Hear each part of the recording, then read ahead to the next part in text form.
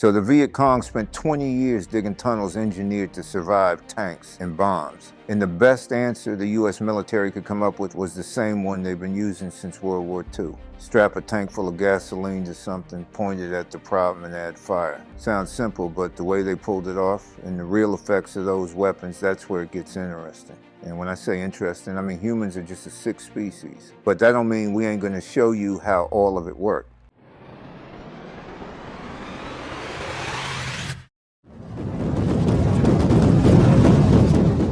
So before we get into Nam and all the different ways Americans used fire as a weapon there, you got to understand that the US military had already figured out what flamethrowers could do, and they figured it out the hard way in the Pacific during World War II. The Japanese had taken islands like Iwo Jima, Okinawa, Peleliu, and they turned them into fortresses. We're talking volcanic rock and coral carved out into caves, bunkers, tunnel networks, positions that just swallow grenades without any effect. You could hit them with artillery and they'd shrug it off. You could send infantry straight at them and you were basically sending guys to die. These positions were engineered to survive everything conventional that you could throw at them. And the weapon that finally cracked them open was fire. The M2 flamethrower came into service in 1943 and it became the defining close combat weapon of the whole Pacific campaign. They built almost 25,000 of them. Empty, it weighed about 43 pounds. Loaded up and ready to go, 68. You had 4 gallons of fuel sitting in twin tanks on your back, pressurized with nitrogen, and the fuel came out through a handheld wand with a 5-shot revolver-type cartridge ignition system. Now, that was actually a big deal because the earlier M1 had this battery spark igniter that was unreliable as hell. You're walking up to a Japanese bunker with a flamethrower on your back and you squeeze the trigger and the damn thing won't light. That's about as bad as it gets. But the revolver cartridge system fixed that. Effective range was about 20 meters, and with thickened fuel, you could push it out to maybe 40, and total burn time was roughly 7 seconds, running through fuel at about half a gallon per second. So you had 7 seconds to make it count. And the guys carrying these things paid for it. Everybody on the battlefield knew what a flamethrower could do, which meant everybody on the battlefield knew they had to kill that operator before he got within range. The second you strapped that thing on, you became the #1 target for every enemy weapon in the area. You were basically walking around with a big neon sign on your back that said, "Shoot me first, I'm the dangerous one." And that sign was full of gasoline. Flamethrower operators took horrific casualties, which is exactly what led to flame tanks. They started with M3 Stuarts, then moved to Shermans, and here's what made them smart. From the outside, these things look like regular tanks. Normal tank rolls up, the enemy has to decide how to deal with it. Flame tank rolls up looking just like a normal tank, gets within range, and suddenly a wall of fire is coming at you instead of a shell. They were better protected, carried way more fuel than any guy with a backpack could, and had significantly greater range. Marines who fought in the Pacific were pretty much unanimous on this. Flame tanks were the best weapons they had during the island campaigns, and without them, casualties that were already staggering would have been even worse. Some of those battles might not have even been won. After the war, these weapons mostly went on the shelf. Korea brought them back out, reinforced the same lesson against Chinese and North Korean bunker complexes, and then they went back on the shelf again, but the concept never went away, and it was fixing to come back in a big way. When American forces showed up in Vietnam in real numbers around 1965, they ran straight into a tactical problem that any Pacific veteran would have recognized immediately. The Viet Cong had spent years building tunnel networks under the Vietnamese countryside. And I don't mean months, I mean in some cases decades, going all the way back to the French Indochina War. The most famous was the Cu Chi tunnel system northwest of Saigon. Now y'all gotta understand the scale of this thing. It stretched roughly 250 kilometers from the outskirts of the city all the way to the Cambodian border. It connected villages, supply depots, field hospitals, command posts, fighting positions across 3 separate underground levels going down 8 to 10 meters deep. The upper level was engineered to hold the weight of tanks rolling over it and resist chemical agents. The second level could survive bombing. They had trapdoors, air filtration systems, and the whole multi-level construction meant you couldn't just toss a grenade down a hole and call it done. Ceiling and entrance didn't work either because there were dozens more you didn't even know about. At that point, it ain't a tunnel network, it's a damn civilization with a dirt roof. Now, Cu Chi was the most elaborate example, but it damn sure wasn't the only one. Across Vietnam, Viet Cong and NVA forces built jungle bunker complexes out of hardwood logs and packed earth. These things could eat direct hits from small arms, grenades, and sometimes even artillery. Then you had spider holes, one-man fighting positions with camouflaged lids dotted along trails and tree lines. You couldn't see them until you were right on top of them, and conventional weapons couldn't reliably destroy them once you found them. The first major American operations against these fortifications made the scale of the problem real clear, real fast. Operation Crimp and then Operation Cedar Falls both went after the tunnels, both inflicted damage, and both failed to permanently eliminate them. Rifles, grenades, even demolition charges couldn't reliably clear positions that were too deep, too complex, and too well put together. The guys who went into the tunnels by hand to clear them, the famous tunnel rats, they were dealing with booby traps, scorpions, snakes, and close quarters combat in total darkness. It was slow, it was incredibly dangerous, and it wasn't getting the job done. And I want to be real clear about something. These tunnel rat guys were a special kind of crazy. You're talking about crawling into a pitch black hole in the ground with a pistol and a flashlight, knowing full well somebody's waiting for you down there. I got respect for every soldier who ever served, but those boys were wired different. So fire came back, again. The flamethrower, the one weapon that could project lethal flame into an enclosed space and kill through direct burns, oxygen deprivation, and carbon monoxide poisoning all at once, was again the answer. The M9A17 was the definitive infantry flamethrower of the Vietnam era, the last in a lineage that ran all the way back to the World War II M2. Compared to its predecessors, it was lighter, more compact, a little easier to handle, but it was still the same basic setup and pretty similar performance when it came to range and fuel capacity. The Marines had the stronger institutional tradition, with flame warfare going back to Iwo Jima, but the Army used it too. And the tactical approach was the same combined arms playbook they'd worked out in the Pacific. Suppressive fire from rifles and machine guns drives the defenders into their positions, keeps their heads down. The flamethrower operator advances to close range, and fire goes into the target. If you had demolitions available, you'd seal or destroy the position after the flame had already done its work. But just like in the Pacific, the men carrying these weapons paid for every second of effectiveness. Those twin fuel tanks on your back created an unmistakable silhouette that was visible way beyond the weapon's own firing range. And the moment you pulled the trigger, you got a roaring jet of flame visible for hundreds of meters. And just like that, you became the single highest priority target on that battlefield. Everybody wanted you dead first.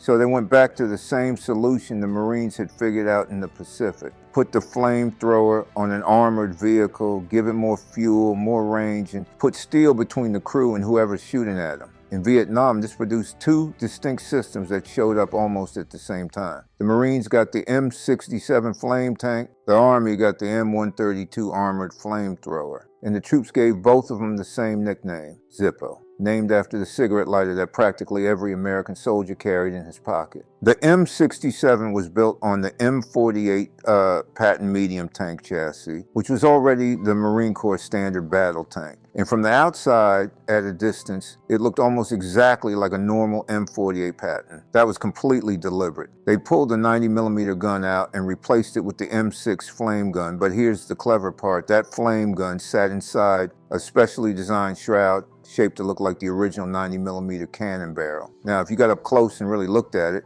you notice it was wider in diameter, a little shorter, and it didn't have the muzzle brake that a real 90mm gun would have had. But from a distance, and especially if you're some Viet Cong fighter trying to figure out which tank to shoot at first, it passed just fine. The whole point was to keep the enemy from picking out the flame tank as a high-value target before it got within range. Inside the turret, where the loader would normally sit, they'd stuck a massive 398-gallon fuel tank full of napalm-thickened gasoline. To put that in perspective, that's roughly 90 times what the backpack M9A17 carried. The M67 could fire continuously for about 55 seconds, with a maximum range of about 256 meters. Marines used it to incinerate whole patches of jungle suspected of hiding enemy positions in attacks the troops called rods of flame. And by multiple accounts, the Viet Cong were genuinely afraid of the Zippo. Can't say I blame them. But the M67 had a real limitation, and it came down to logistics. Every deployment required 2 support trucks rolling along behind it, one hauling napalm for refueling, the other carrying compressed air recharging equipment, or you needed a dedicated flamethrower service vehicle. When these support vehicles were unarmored, they had to stay relatively close to the flame tank, and that created a vulnerable logistical tail that the enemy could go after. Now, the M132, that was the Army's answer, and it actually got to Vietnam first. It was built on the M113 armored personnel carrier, which was already everywhere in country. Where the M67 was a heavy Marine tank, the M132 was lighter and more versatile. It mounted the M108 flamethrower in a small turret on top of the hull, and the crew was just 2 guys, a driver and a gunner who doubled as commander.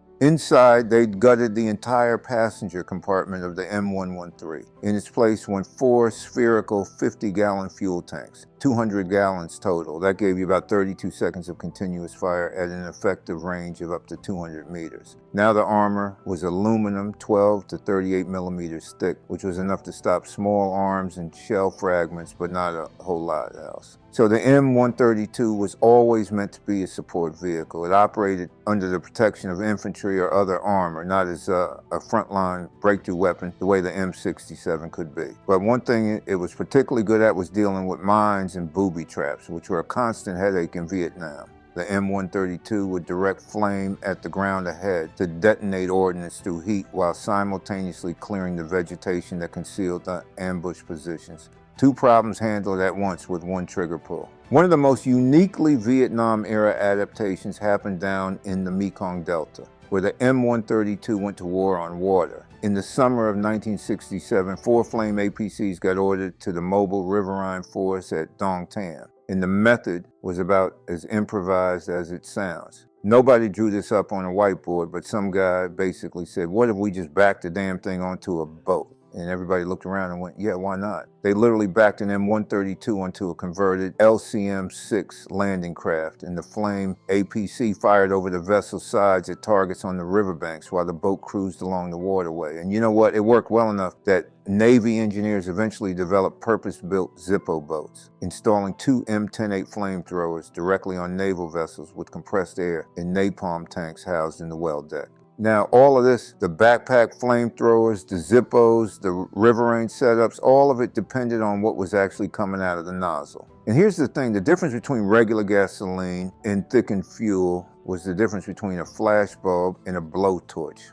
Plain gasoline sprayed outward in this diffuse, bloomy fireball. Short range, a quick flash of heat, and then nothing. Thickened fuel left the nozzle as a tight, coherent stream that you could aim with real precision. It bounced off walls and ceilings to get into blind spots, and it flowed into crevices and openings that a fireball would just wash right over. You mixed the M4 flame fuel thickening compound with gasoline, and it produced a gel that burned at 800 to 2000 degrees Fahrenheit, stuck to whatever it touched, and kept burning way longer than straight gasoline would. And there was a specific technique that made it even nastier called the wet burst. Here's how it worked. You'd spray unignited fuel first, just saturating the target, whether it was a bunker, a structure, vegetation, whatever. The thickened fuel soaked into thatch, wood, earth, and accumulated as vapor inside enclosed spaces. Then you followed it up with a flaming burst that ignited everything at once. They found this produced way more destruction than just hitting something with direct flame, because all that accumulated fuel vapor inside an enclosed space created an explosion effect that consumed every bit of available oxygen inside. So that's what thickened fuel did on the ground. In the air, the concept got taken further into something even more devastating. Napalm B was the Vietnam-era formulation for air-delivered bombs, and the recipe used polystyrene, same material as those disposable coffee cups you've probably drunk out of 100 times. So next time you're holding one of those at a gas station, just know that you're about 2 ingredients away from a war crime. I'm kidding, mostly. Anyway, mixed with gasoline and benzene, this stuff sustained combustion for up to 10 minutes compared to 15 to 30 seconds for the World War II formula. And it was nearly impossible to put out with water. Between 1963 and 1973, the United States dropped approximately 388,000 tons of napalm on Indochina. Just to give you all some scale, that's roughly 12 times what fell on Korea and 24 times what was dropped on Japan. But for all that tonnage, aircraft delivered napalm couldn't replace the ground-based flamethrower. Jets moved too fast and flew too high for any kind of precision work. Napalm bombs were unguided, released visually from low altitude, and accuracy came down entirely to the pilot's timing on the release. In a guerrilla war where the enemy was living among civilians and there were no clear front lines, that kind of imprecision wasn't something that happened every once in a while. Friendly fire incidents weren't rare. Air-delivered napalm was an area weapon, plain and simple. It was good for burning large swaths of jungle, clearing landing zones, hitting suspected troop concentrations. What it couldn't do was clear a specific bunker, neutralize one particular tunnel entrance, or burn out a single fortified position while leaving the one 10 meters away intact. That kind of precision, that was what the backpack flamethrower and the Zippos were for.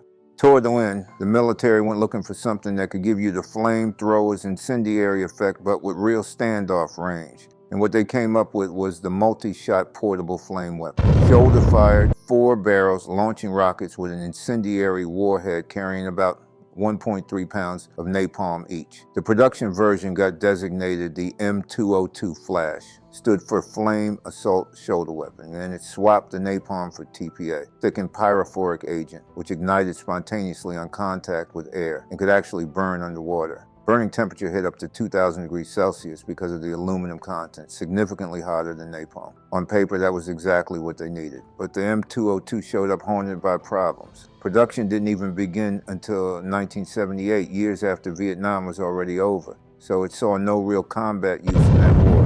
It ended up being more famous for showing up in Arnold Schwarzenegger's movie Commando than on any actual battlefield. It never saw combat, but Schwarzenegger looked real cool holding it, which is close enough.